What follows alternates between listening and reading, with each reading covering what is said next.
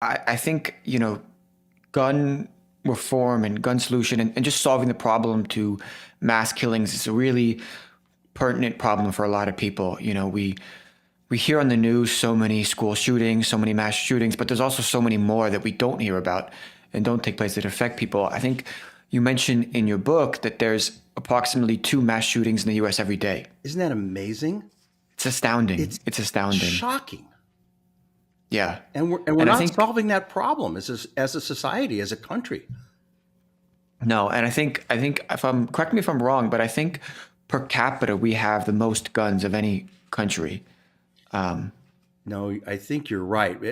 That's a shocking number too. There are 400 million guns in the United States, and we have 335 million people. We have almost 100 million more guns than we have people. yeah, it's crazy. Yeah.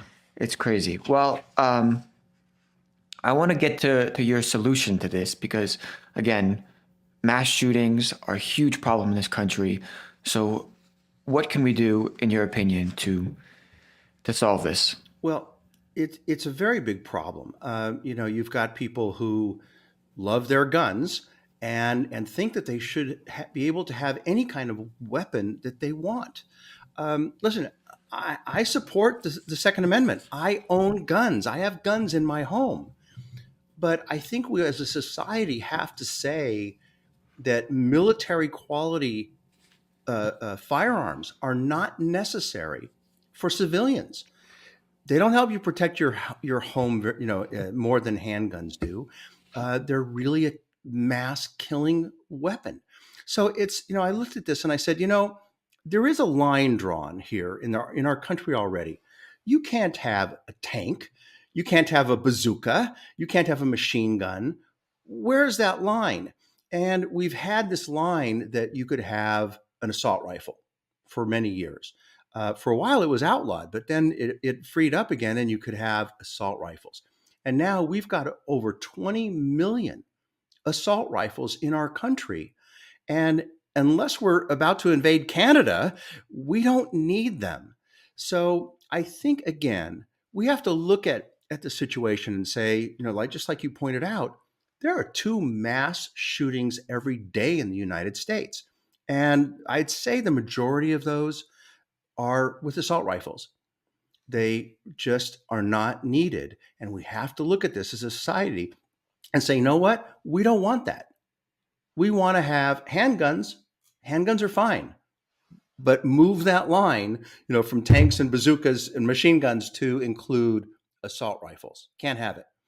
So my solution is hard ass.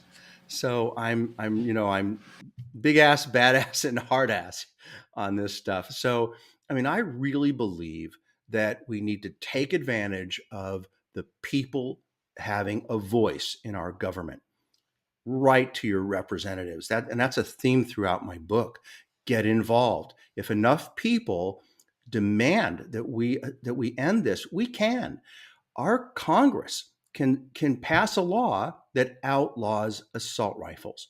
And then we have courts that enforce the laws. We have the criminal justice system that we have to push toward making this effective. And I believe in a big hammer so that you've got 30 days to turn in an assault rifle. We know where they are. Most of the assault rifles, probably 99% of them, were purchased legally.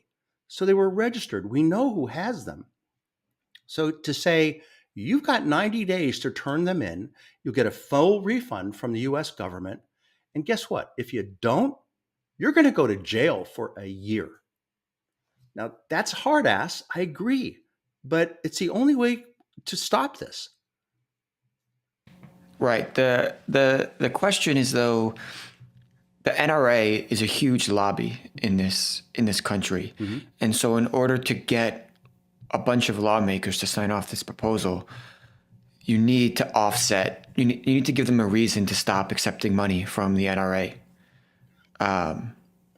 I couldn't agree more. I actually have a whole chapter on that, but I couldn't agree more.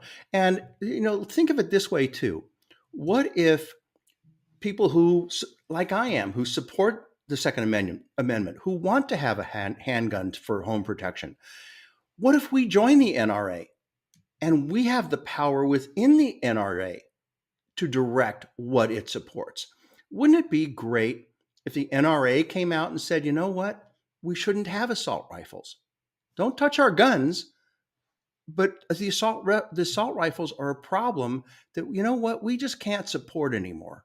I think they've got a lot of egg on their face, and you look how great they would come off if they got behind this kind of program. Yeah. I did find it interesting because right after you talk about, this kind of Wild West-esque, sheriff rides into town, figures out who has the, assault rifles, then immediately has a quick trial and sentences them to 1 year in prison. You talk about the importance of civilians having handguns and being trained, like having the kind of gun training like the police do, and also having, you say, training a citizen deputy force to help Americans in mass shooting situations. Can you just talk about why you think that is necessary and why that would be a good idea? Well, it's unfortunately a situation that we just simply don't have enough police.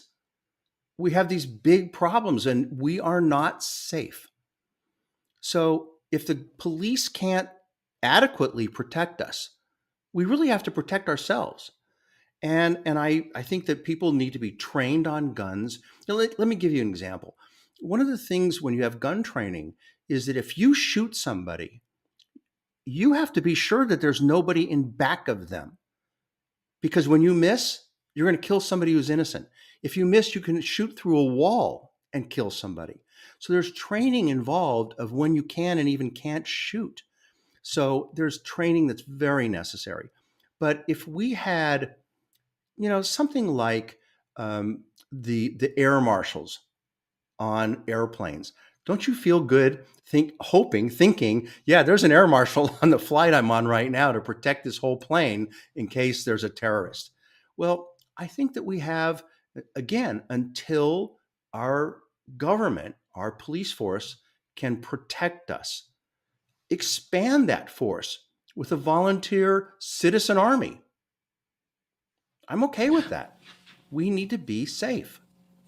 I guess my only worry with that is, let's say you have somebody like a volunteer who's there to protect people, but he mistakes somebody, who's just fooling around as somebody who's a criminal and shoots them. And then you have like a crisis on your hands where just an innocent civilian has been shot by somebody who's supposed to be protected. And then people lose trust in the institution and it dissolves into chaos. No, that's well put. I think you're wise to point that out, and I think that goes away as best it can through training. You have police who make mistakes. People are human. If you trained up and pass tests, rigorous tests, and reduce as much as you can any risk of problems like that. On the point of ordinary civilians having rigorous gun training, how do you think it would be best put forward where citizens receive that training? Is that something that they have to go through in, high school or middle school, or is that a college thing, or is that something that they opt into after they finish high school and like military training? Well, I would What be does that look against like? young people like that age being involved in this citizenry. I really do. They're too young, and I think that their brain processes are not strong enough yet to make the kind of determinations that you just explained, that you can make a mistake. I think it should be adults out of school who have rigorous training that is done with the sponsorship of the local police departments. I mean, in other countries, they have a system in place where you graduate high school and then you have to do 1 year or 2 years of military training. You're not in the military service, but you're training. So Right. you're with the combat zone. You're learning how to fire a gun, learning how to, do all these safety measures, all of these things. Do you think something like that would be beneficial to the U.S. population? Well, I do. I like the idea of serving your country, of everybody at the age of 18, roughly, or graduating high school. You take, maybe it's 1 year, maybe it's 2 years, but everybody has to serve their country with other citizens. And I think that's a very positive thing, that we learn to trust each other. We learn who each other is, and we learn how to serve our country. I think it's a wonderful thing. And it doesn't have to be militaristic. It can be food service to the elderly. Whatever is appropriate for each individual person can be applied, and I think that should count. So, what I said earlier about young people not being ready, I really took that in the context of being still in school. If they're in a military environment where they have rigorous military training, I'm good with that. That's fine too. But yeah, I would love to see compulsory um, uh, participation in serving the society, everybody.